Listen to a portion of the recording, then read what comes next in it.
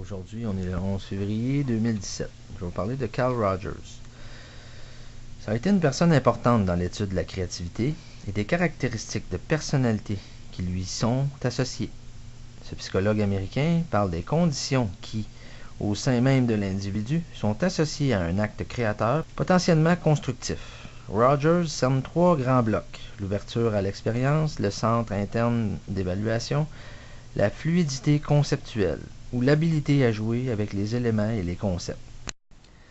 L'évaluation de la théorie de Rogers. Rogers a été grandement critiqué en raison de sa perception à la fois optimiste et simplifiée de la nature humaine. Pour de nombreux théoriciens, il est tout à fait utopique de croire en un être humain fondamentalement bon lorsque l'on constate l'ampleur de ses comportements destructeurs tels que les crimes, les guerres et les divers actes de cruauté interpersonnelle auxquels il peut se livrer. Il semble alors à ces théoriciens que l'explication basée sur l'introjection de conditions pathogènes est une simplification à outrance de ne permettre pas de cerner la personnalité dans toutes ses dimensions. Certains de ces concepts, comme la tendance à l'actualisation, manquent d'élaboration et de précision lorsqu'on les compare à certaines conceptions de la motivation d'autres écoles. Il semble peu probable qu'on puisse valider l'idée d'une perception de soi entièrement consciente. Enfin, on reproche en général à Rogers d'avoir gardé le silence sur les ressemblances importantes qui existent entre sa théorie et celle de Horney et de Sullivan, psychothérapeute pendant plus de 30 ans. Rogers s'est attiré le respect et sa thérapie centrée sur le client jouit encore aujourd'hui d'une popularité considérable.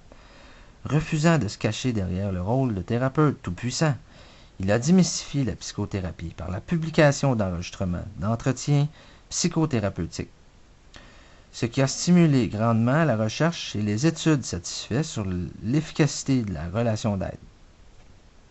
Dans son lexique, il y a l'actualisation, auto-actualisation, besoin de considération inconditionnelle, champ phénoménologique, le concept de soi et l'évaluation organismique.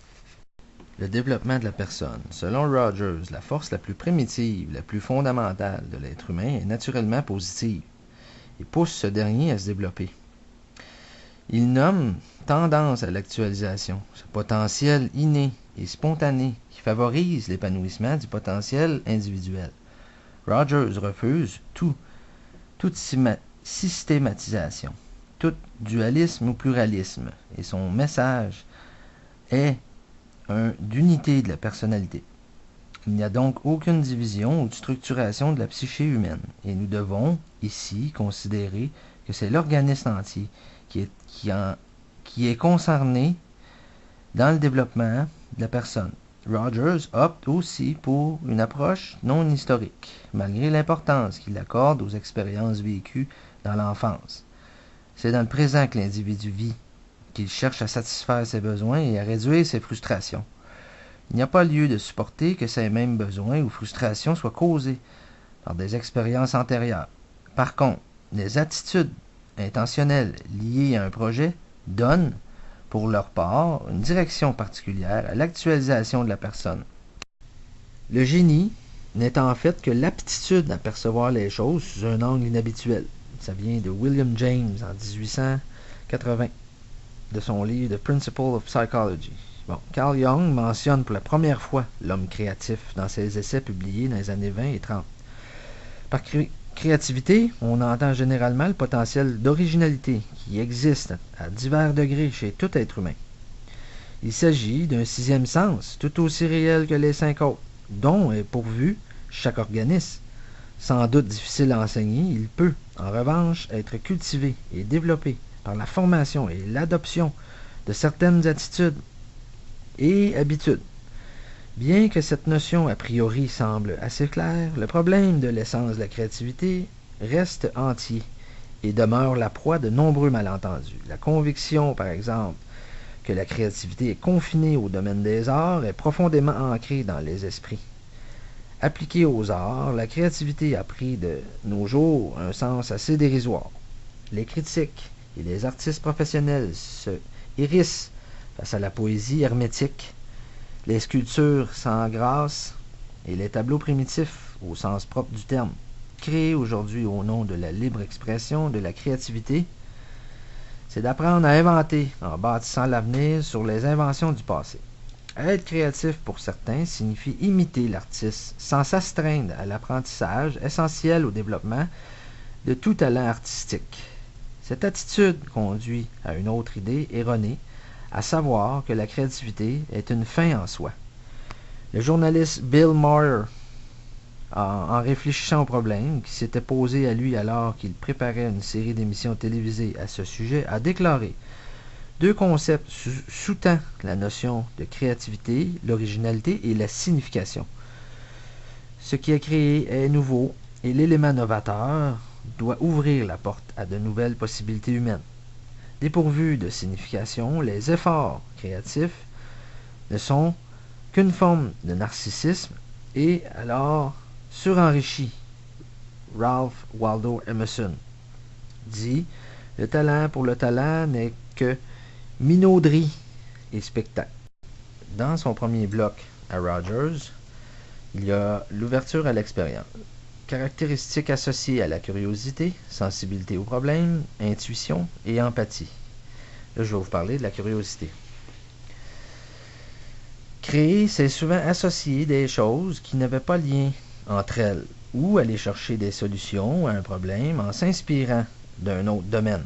L'individu créatif est avide de nouvelles informations, de nouvelles expériences, sans nécessairement se demander à quoi ça va me servir de m'intéresser à ça.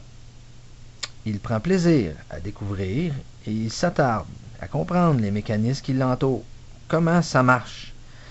Comment se fait que ça fait ça? Il amasse ainsi du matériel qui va s'emmagasiner dans sa mémoire. Cela lui sera peut-être utile à un moment donné.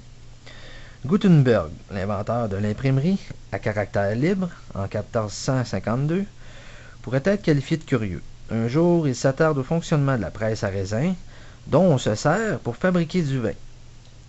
Ce n'est pas du tout dans son domaine de travail, mais il prend plaisir à observer cette machine, à voir comment elle fonctionne, etc. Il s'intéresse aussi au seau à cacheter. L'utilité de cet objet consistait à personnaliser des documents, à sceller des enveloppes en pressant ces armoiries sur une masse de cire. On pense que c'est en associant ces diverses observations, sans trop savoir au départ ce qu'il allait en faire, que le brassage des idées a été possible et que l'imprimerie des textes est apparue. La curiosité a opéré dans cette découverte. Un autre exemple, l'invention du velcro. Ce matériau de fermeture des vêtements a été inventé grâce au souvenir des charbons, appelé aussi bardane. La personne qui a eu l'idée du velcro a dû un jour ou l'autre s'intéresser à cette plante. Lorsque son attention a été mise en éveil par les chardons, peut-être plusieurs années avant qu'elle ait l'idée du velcro, elle ne savait pas à quoi cela allait lui servir. Pourtant, ces observations ont été à la base de ce que l'on appelle un transfert analogique, c'est-à-dire s'inspirer d'un phénomène qui survient dans un domaine, ici la botanique, pour trouver des réponses à des problématiques qui se posent dans d'autres secteurs, ici le vêtement. La curiosité est donc essentielle à la créativité. C'est par elle que l'on amasse des données, que l'on s'enrichit de nouvelles expériences. Qui sait quand elles pourront nous être utiles? Là, je vais vous parler du centre interne d'évaluation. C'est le deuxième bloc défini par Rogers. L'individu créatif possède la capacité de décider par lui-même de ce qui est bon ou pas, de ce qui est correct ou non. Rogers nous dit: le créateur estime sa création valable, non d'après les appréciations et les critiques d'autrui, mais d'après son jugement personnel, en 52. Cela ne veut pas dire qu'il ne tient pas compte des commentaires des autres. Au contraire, cela est important pour lui, mais, une fois qu'il les a écoutés, il est capable de se faire sa propre idée. Imaginons une personne qui a une idée originale pour l'animation d'une réunion. Les gens à qui cette personne s'adresse pour demander leur avis vont peut-être lui dire que les façons dont il s'y prend, habituellement pour l'animation des réunions, ont fait leurs preuves. Pourquoi prendre des risques avec une méthode nouvelle, etc. La personne qui ne possède pas un centre d'évaluation solide va se rallier à l'opinion des autres et va rapidement abandonner son idée. Si elle avait manifesté son centre interne d'évaluation, elle aurait été capable de décider selon ses propres critères si sa création était valable ou non. Si on a absolument besoin de l'opinion des autres et que nos idées personnelles fondent devant leurs commentaires, c'est du conformisme, c'est loin d'être créateur. Voyons quelles caractéristiques plus spécifiques peuvent être rattachées à ce deuxième bloc. L'autonomie intellectuelle, la capacité d'évaluation de sa production, l'originalité, l'individualisme et le goût du risque. Là, je vais parler de la capacité d'évaluation de sa production. Encore une fois, une caractéristique presque synonyme du centre interne d'évaluation. Ici, cependant, elle s'applique spécifiquement aux résultats. La capacité d'évaluation de sa production est, comme son nom l'indique, assez clairement à être capable de décider par soi-même si ce qu'on produit, idée, concept, invention, etc., est adéquat, répond aux objectifs visés. Si je crée une façon nouvelle de décorer une pièce de la maison, je suis capable d'évaluer si mon idée est valable ou pas. Je n'ai pas nécessairement besoin de l'approbation de toutes les personnes qui m'entourent. Dans le troisième bloc de Rogers, la fluidité conceptuelle, habilité à jouer avec des éléments et les concepts. Bon, dans le premier, fluidité, flexibilité, capacité de faire des dissociations, capacité d'abstraction, capacité de synthèse. Je vais vous parler de la flexibilité dans une caractéristique. La flexibilité, c'est la capacité d'avoir des idées variées, ainsi que d'avoir des points de vue multiples dans l'analyse d'une problématique. L'esprit flexible est souple, capable de changer de direction, il ne voit pas les choses de façon linéaire. Si pour la caractéristique précédente, la fluidité, quantité était le mot-clé. Pour la flexibilité, c'est variété. Si par exemple à la question « Quels sont les usages possibles d'un crayon ?» une personne répondait « Écrire, écrire sur du papier, écrire sur du carton, écrire sur du tissu, etc. » On ne pourra pas dire qu'elle est très flexible. Si par contre elle répondait « Écrire, faire tenir une plante, maintenir une fenêtre ouverte, s'en servir comme signet, etc. » on pourrait dire qu'elle manifeste plus de flexibilité. Elle ne voit pas seulement le crayon dans son usage habituel. Son esprit, vu dans plusieurs directions, emprunte plusieurs chemins associatifs. Que ce soit dans la cueillette des éléments d'information, de formulation des divers axes de recherche ou dans la production d'idées, l'individu qui fait preuve de flexibilité fait tout le contraire que de persister dans une seule direction. Cette caractéristique de la souplesse de l'esprit, qu'est la flexibilité, permet notamment d'avoir des idées variées, d'être capable de faire varier son point de vue, d'aborder un problème sous différents angles, et d'envisager plusieurs sous-problèmes différents à une situation, explorer une grande variété d'approches, sans perdre de vue le but général. Ça vient de Rootsept, en 83, page 174. Bon, pour en conclure, je vais parler de l'analogie et l'imagerie créative. L'analogie consiste à associer ou à rapprocher deux idées, deux objets sous forme imagée. Elle permet les métaphores les plus fantastiques, pouvant conduire à la résolution de problèmes très complexes.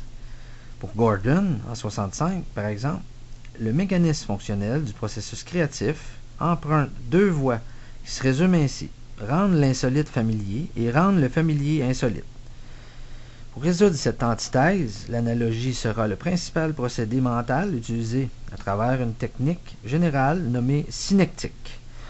L'analogie peut prendre 4 formes principales selon la nature du problème. La première, c'est l'analogie directe ou l'analogie exemple. Deuxième, l'analogie fantastique. Troisième, l'analogie personnelle. Et la dernière, l'analogie symbolique. Bon, dans la première, l'analogie directe ou l'analogie exemple, dans cette sorte d'analogie, nous cherchons à mettre en parallèle ou en relation une idée avec des situations comparables dans d'autres domaines de la vie, monde animal, végétal, minéral, technique. C'est ce type d'analogie qui a donné lieu à la bionique, dont la fertilité dans le domaine de l'invention n'est plus à prouver. Le rapprochement entre l'oiseau et l'avion est direct. Il en est de même entre celui du radar et du système sonore, de la chauve-souris et du dauphin. Dans l'analogie directe, le sujet n'est pas obligé de faire partie des éléments de comparaison. L'analogie fantastique, elle relève du rêve éveillé et se rapporte à des situations imaginaires ou légendaires. C'est elle qui nous permet, par exemple, de nous imaginer gagnant du gros lot à la loterie et d'échafauder toutes sortes de projets fantastiques alors que nous n'avons même pas acheté de billets. Ce type d'analogie est tout de même utile car certaines solutions trouvées en imagination peuvent finalement être à notre portée dans nos problèmes quotidiens. Certaines techniques d'intégration des activités de l'esprit et du corps sollicitent un tel comportement lorsque, habituellement, avec une arrière-plan de musique de détente, les individus sont invités à effectuer un voyage imaginaire sur une plage renommée où, effectivement, ils seront actifs et sentiront l'odeur de la mer, le vent du large, le soleil ardent. Bon, l'analogie personnelle. Dans cette sorte d'analogie, nous cherchons à nous mettre dans la peau de la personne, de l'objet ou que nous voulons inventer ou améliorer.